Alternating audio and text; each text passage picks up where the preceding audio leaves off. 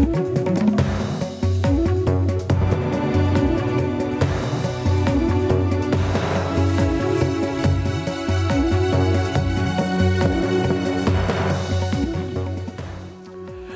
मैं रवीश कुमार। जैसे स्कूलों में हिंदी मीडियम और इंग्लिश मीडियम होता है, क्या वैसे ही राष्ट्रवाद के भी दो मीडियम हो सकते हैं? हिंदू मीडियम और मुस्लिम मीडियम। हिंदू राष्ट्रवाद, मुस्लिम राष्ट्रवाद। इंग्लिश मीडियम हमेशा हिंदी मीडियम पर हावी होने का प्रयास करता है। क्या हिंदू राष्ट्रवाद भी ऐसा ही है? ये किसके बरक्स है, किसके बनाम है, किसके खिलाफ है?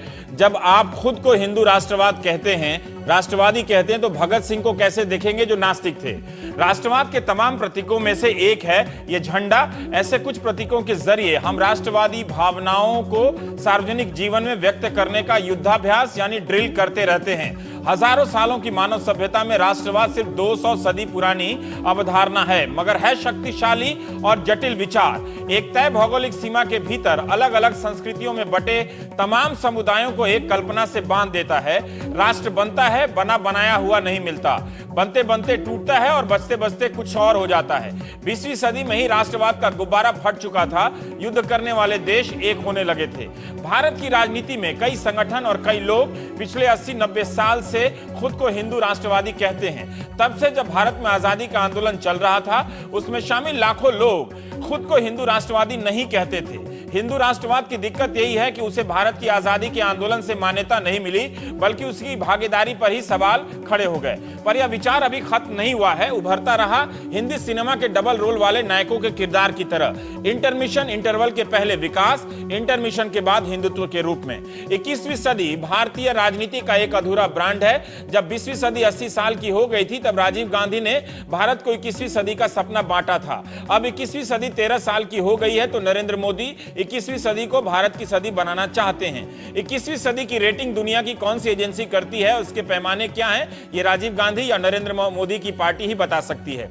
22वीं सदी का भारत हम अभी नहीं देख पा रहे हैं। ऐसा सपना देखने वाले नेता क्यों और कब मस्जिद का ताला खुलवा देते हैं और क्यों खुद को हिंदू राष्ट्रवादी बताने लगते हैं, आप जानते होंगे। क्या देश का कोई सैनिक यह कह सकता है कि मैं हिंदू राष्ट्रवादी हूं, मैं मुस्लिम राष्ट्रवादी हूं, मैं बौद्ध राष्ट्रवादी हूं, मैं सिख राष्ट्रवादी हूं, मैं ईसाई राष्ट्रवादी हूं? लेकिन नेता ऐसे कह सकते हैं। राष्ट्रवाद की नई बहुरानी 21वीं सदी हमारे सामने है। क्या हम इस पर विचार कर सकते हैं कि राष्ट्रवाद का स्वरूप अब वैसा नहीं है जैसा 19वीं सदी में था? उसी तरह से हिंदुस्तान में हिंदू राष्ट्रवाद का मतलब वह नहीं है जो 1925 में था। बदल गया है या कोई फर्क ही नहीं आया है, जैसा चल रहा है वैसा ही चल रहा है। जैसे हम जानते हैं कि बीसीसीआई राष्ट्रीय या संवैधानिक संस्था नहीं है, फिर भी इसकी क्रिकेट टीम को हम टीम इंडिया कहते हैं। इसकी टीम की जीत को हम भारत की जीत बताते हैं।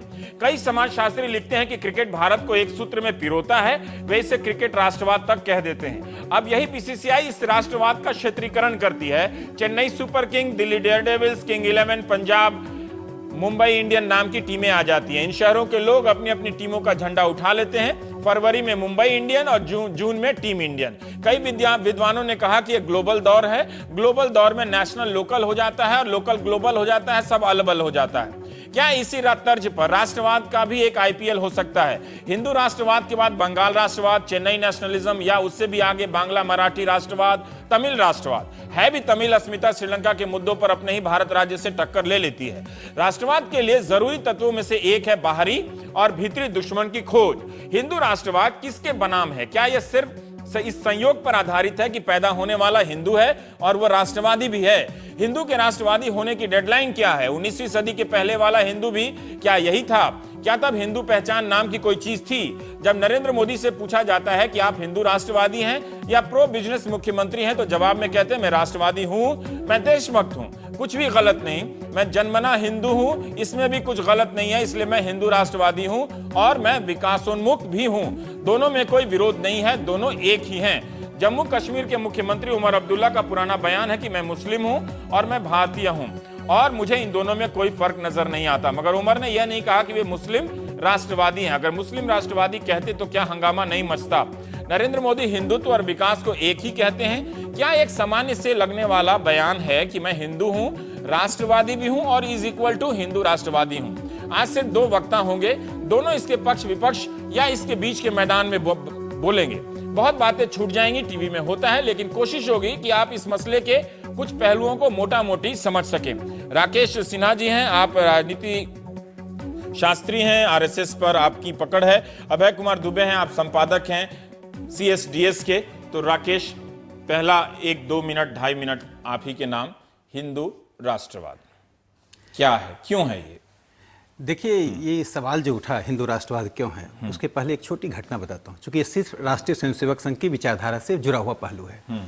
डॉक्टर हेडगेवार को एक कॉलोनी का उद्घाटन करने के लिए बुलाया गया। डॉक्टर हेडगेवार आरएसएस के संस्थापक थे। जब जाते से उन्होंने पूछा इस कॉलोनी का नाम क्या है, तो कहा हिंदू कॉलोनी। कहा मैं उद्घाटन करने नहीं जाऊंगा। इस देश में हिंदू कॉलोनी कैसे हो सकता है? इस देश का चरित्र ही हिंदू है।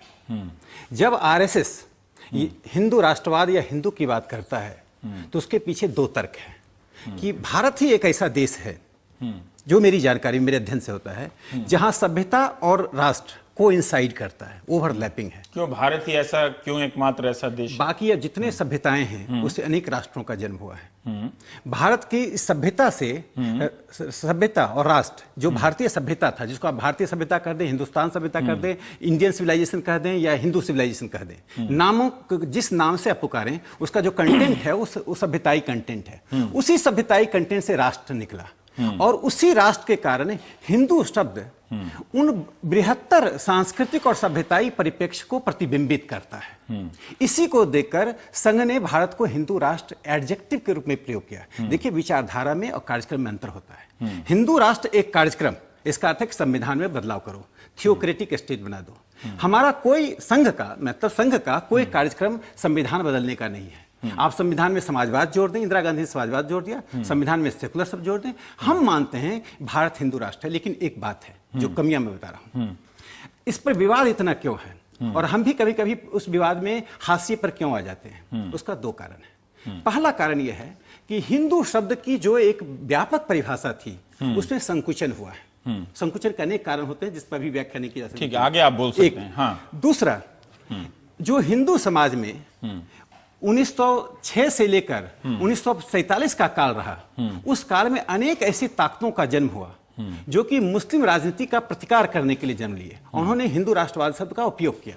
लालचंद पंजाब में हुए, UN मुखर्जी जो सुरेंद्रनाथ मुखर्जी के दामाद थे वो थे, स्वामी श्रद्धानंद थे, इन सबके अपने योगदान थे। लेकिन उन्होंने राजनीतिक संदर्भ में हिंदू राष्ट्रवाद का उपयोग किया कि Hindu is a dying race, Hindu मर रहा है। उसके कारण थे कन्वर्जन हो रहा था, पाकिस्तान का डिमांड हो रहा था।